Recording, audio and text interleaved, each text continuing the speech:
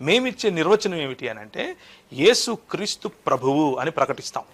యేసు క్రీస్తు మా పాపముల కొరకు, మీ పాపముల కొరకు, ప్రతి ఒక్కరి పాపముల కొరకు చనిపోయి తిరిగి లేచాడు. ఈ రోజు మనము ఈ అంధకార శక్తుల ప్రభావంలో బ్రతకటానికి, వాడి రాజ్యంలో బ్రతకటానికి అవసరం లేదు. మన సంపూర్ణ లాయల్టీ మన ప్రభు అయిన యేసు క్రీస్తు వైపుకు తీసుకొని వస్తే మన జీవితాలు ఈ లోకంలోను మరియు పరలోకంలోను క్షేమంగా, అంటే ప్రభు యొక్క సన్నిధిలో ఉంటాయి అని చెప్పడాన్ని సువార్త అంటాం. అలా చెప్పి ప్రజలు ఎవరైతే ఆ విశ్వాసంలోనికి వస్తారో వారిని కన్వర్టెడ్ అని అంటాం. కొంతమంది అడుగుతూ ఉంటారు, మీరు కన్వర్టెడ్ క్రిస్టియనా లేకపోతే బైబర్త్ క్రిస్టియనా అంటూ.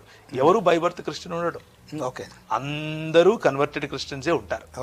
ఎవరైతే యేసు ప్రభువును తమ స్వంత రక్షకుడిగా అంగీకరిస్తారో ప్రతి ఒక్కరూ, అది క్రైస్తవ కుటుంబంలో పుట్టిన, రాజ్యాంగ పరంగా క్రైస్తవ కుటుంబాలు ఉంటాయి, కానీ దేవుని యొక్క బైబిల్ పరంగా